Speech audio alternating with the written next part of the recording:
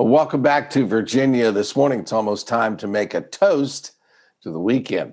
There's a special day coming up to celebrate a world-class libation. Our Evanne Armour recently found out all the details. May 15th is World Whisky Day, but we wanted to celebrate just a little bit early here on Virginia this morning. We are super excited to have Amanda Beckwith with us. She's the education manager at Virginia Distillery Company. Good morning. Good morning. Happy World Whisky Day to you. Happy World Whisky Day to you, Evan. Perfect time to talk about whiskey, but not only whiskey, but some Virginia-made whiskey. And that is what you do at Virginia Distillery Company. That's true. We've been distilling our American single malt since 2015, and we're so excited to be releasing line extensions of our Courage and Conviction. So it's an exciting time for us. It really is. I know you've been busy. We're going to be talking about some of those new items. We're going to be talking about whiskey neat, and then you're going to show us how we can actually make a cocktail using some of your products. So let's talk about, I know Virginia Distillery Company recently released 3 new whiskeys in the popular Courage and Conviction line. Let's talk about those. Well, we start with water, yeast, and barley, and that's very straightforward for a whiskey, but we really love the casks that we use to age the whiskey. It develops so much of the flavor profile for us. And roughly 50% of the whiskey we have aging is in former bourbon casks, which are behind me. So one of the 3 releases is a bourbon cask aged American single malt. The second type is the Sherry Cask, and I'm going to be using that in our cocktail in a minute. And the third type is kind of our favorite cask to talk about right now. It's called a Cuvée cask. And in their first life, those barrels came from Spain. They held a premium red wine blend. And there's a really unique process for treating the wood staves before we use them that I really love. So all 3 of those are finally released, and we're very excited to have them already winning awards. So pretty fun time. Congratulations. Absolutely. For people who are maybe new to whiskey or are not as educated as maybe you are, what are some of the things that we are looking for when we're trying a whiskey? I always get to know whiskey first by smell. Roughly 70% of your sense of taste comes through the aromas that you're getting. So by getting to analyze a whiskey through the different flavors, looking for the depth and complexity there, you know that this is going to be a certain quality whiskey.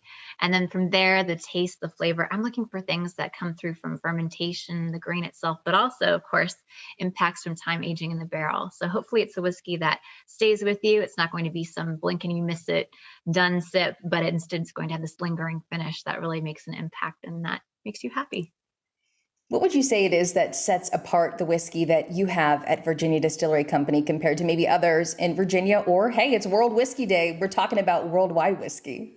It's true. I love so many whiskeys from all over the world, but there is something about the Virginia climate, the quality of the casks that we use to age our whiskey, the quality of the ingredients from the 2-row spring barley on, everything comes together. So premium whiskey is best served neat. Let's talk about why that is, and then also why someone might want to use it in a cocktail. Absolutely. I think the best way to get to know a whiskey is to have it neat, and you never want to mask or disguise the flavors in it. So I am a neat whiskey sipper first and foremost. However, sometimes whiskey can play really beautifully with other ingredients, and you can find ways to enhance different things that are already in the whiskey. So for example, the Sherry Cask today, it really plays beautifully with tropical fruit notes. And so I'm using a little bit of pineapple juice in the cocktail, and it's just this perfect symbiotic flavor profile that can be really fun. Sounds so good. Yeah, it's called the Sherry Cask Stinger. Let's get to it. Show us how to make it. All right, so we're going to start off with 1.5 ounces of our Sherry Cask aged American single malt right into the shaker itself. And then I'm going to do 1 ounce of B&B liqueur, which is Benedictine and brandy. And the story goes that French monks created that Benedictine. And then from there, I'm going to use 3/4 ounces of pineapple juice and 3/4 ounces of simple syrup. And simple syrup really is what it sounds like, equal parts sugar and water, very straightforward. And it just helps the sweetness blend right through the cocktail. So you've got your brightness and acidity, you've got the whiskey coming through as the foundation, and the brandy and Benedictine to kind of add the complexity. And then I'm going to get a little bit noisy. We're going to do ice 2 ways. I'm going to use this Lewis bag and ice, and I'm going to hammer out the ice to get it all crushed and beautiful for our glass. And if you're at home and want to do this, you can use a blender, you can do whatever you want. But if you have some aggression you need to get out, this is not a bad way to do it. All right, let me go ahead and hammer for a second. and it can go right into your rocks glass, or if you've got a julep glass, that works beautifully too. And then I'm going to go ahead and shake my cocktail. So fresh ice right here into the shaker. You don't have to do this very long at all. Just want to get everything mixed up really well, and of course, nice and chilled.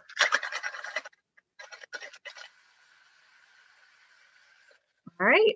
And then last of all, after you've poured the cocktail into the fresh ice, your garnish. And this is May, so hopefully those of you who have gardens have some beautiful mint out there. I picked this maybe 15 minutes ago, and a little slap brings some of the oil out right into the glass. Cheers.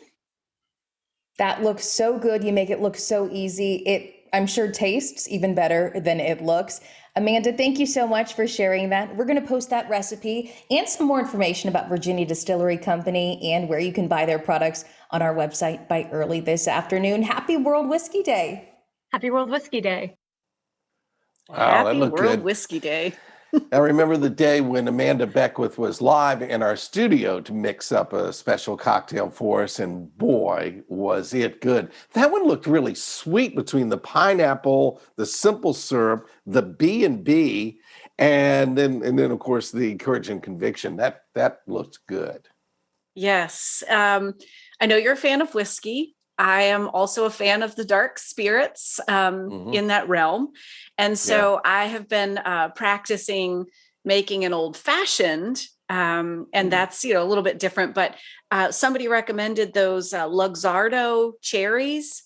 Whew, they're a game changer. It's a game changer. I also remember the backstory on Courage and Conviction. The gentleman who started the company said that was his dad, who was a veteran. That was his favorite saying of what you need in life is courage and conviction. And the whiskey was named after that. So I love the backstory on that, as well as the whiskey.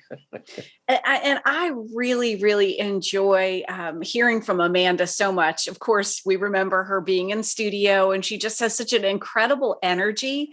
And you're right, such an interesting perspective on what Virginia Distillery is doing, and then how these all come together, this recipe development and sharing that enthusiasm. It's really cool. Yeah, it is. Well, ice cold would be better.